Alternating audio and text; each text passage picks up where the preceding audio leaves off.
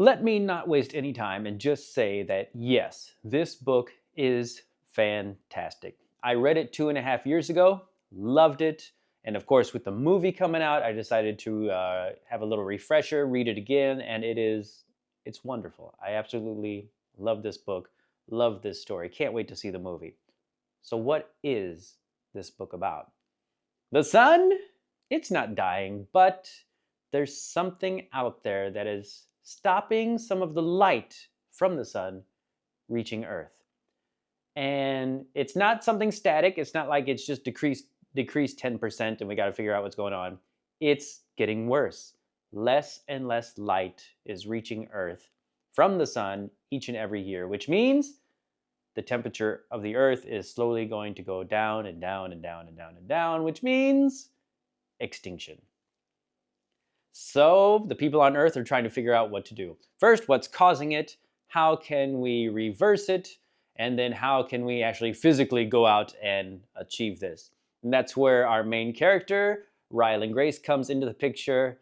He is a scientist, kind of kicked out of the not kicked out or maybe voluntarily kicked out of the science community. He's a high school science teacher now, loves it. He's achieved his goal of becoming the cool teacher. But he gets approached by someone high up with this problem and saying, hey, we want you to come and help us figure out what's going on and how to stop it.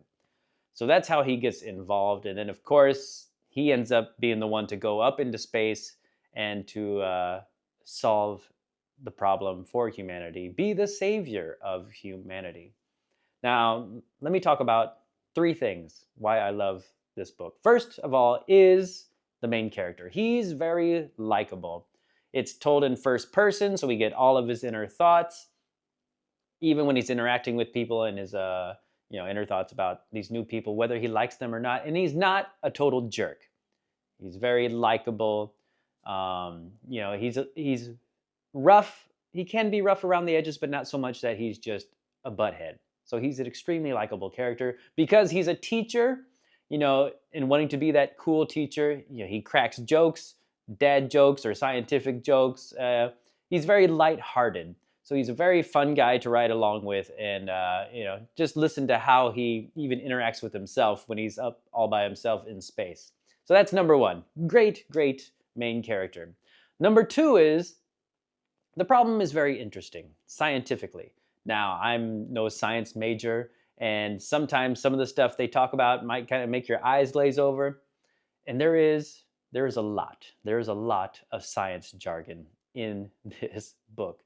But it's told in a way and given in just small enough chunks that it doesn't make you just space out and be like, oh, whatever. And again, that goes back to how he's a teacher. He'll state the problem or he'll state the solution or just state what's going on in the scientific way, but then he gives it to you in layman's term. If it's super complex, maybe he gives an everyday analogy so you can better understand it. So that makes it a lot easier to ingest because there is a ton of not only sciencey stuff, but a lot of random just science trivia that's just out there. And which does make it pretty interesting. He's like, did you know that the sun, or that the speed of this is the same as this? You're just like, oh, okay, that's interesting. I forgot most of it, but as you're reading it, you're like, yeah, it's pretty cool. So I like that. It's science fiction without just boring you to death with science stuff. Even though this problem is incredibly complex and there's a lot of science to do to fix it. Number 3 is a minor spoiler. If you've seen the trailer, then you already know about this spoiler.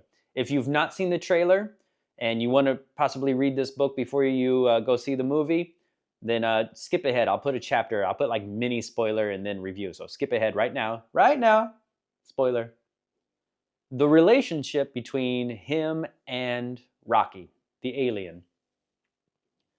Yes, he meets an alien along the way because this alien is just like him. He's been sent to save his entire race. Both the sun and this alien star have the same problem. And they're going to this star way far off from their home worlds that seems to be immune from this problem. Because when this problem happens, everything gets infected around it, but not this star. So he meets this alien, and the relationship is great. From learning to how to communicate with each other, their banter back and forth, their working relationship, and then their friendship. As it develops, it's wonderful, and it gets very emotional at times, and I love that so much. So, if you're thinking about reading it, go read it. If you think, oh, I'm not much of a science fiction person, I'd still say read it. The story is great. We're going to go into spoilers. Go read the book. Come back for the spoiler section and let me know what you think about it. Please like and subscribe to the channel if you've not done so already. It is spoiler time. For those of you who have read it and sticking around, let's talk about it. Whew. I don't know why this time. Maybe it's a recency bias thing, but I remember liking this book a lot. But as I'm reading it again this time, I was like, man, this is really, really good. I just absolutely love this.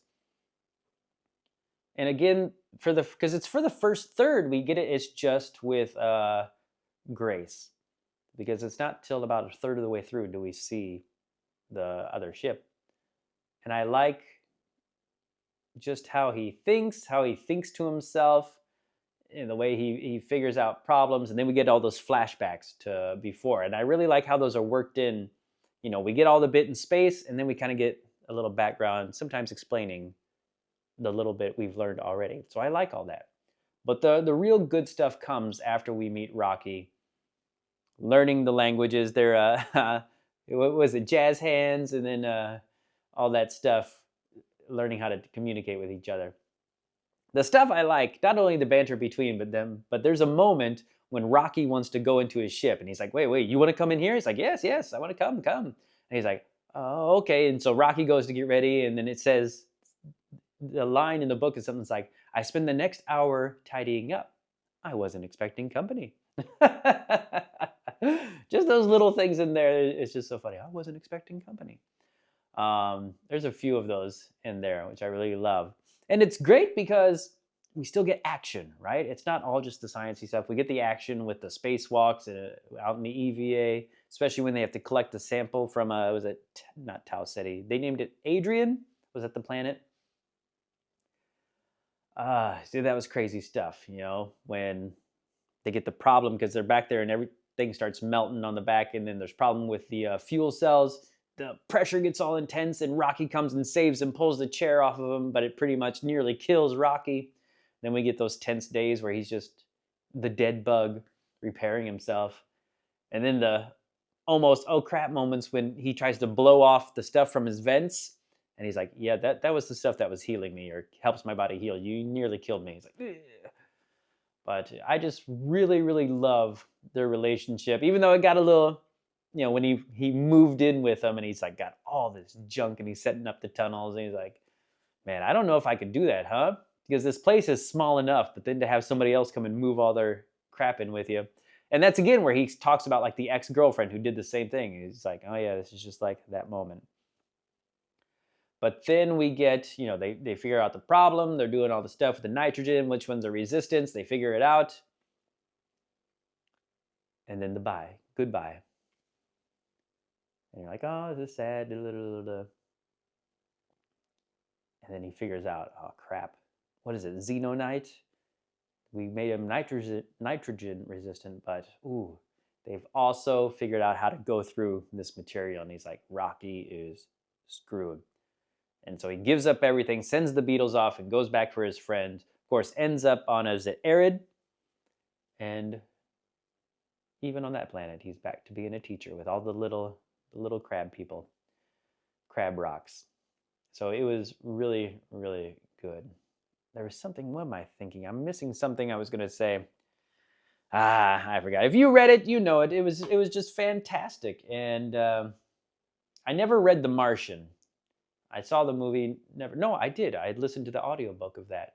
And the ending of the movie, I only saw it once. I think it was a bit silly. How are they going to do a lot of this stuff? I did see, well, I won't say it. If you haven't watched the trailer, I think I've seen like one trailer. It's just a brief one. But if you haven't seen the trailer, I won't spoil anything of like how he's going to do like the talking to himself. Because it's so much just in his head. So how are they going to do that and have that come out? And then what? Are they going to keep the backstory the same? How are they going to deal with all the sciencey stuff?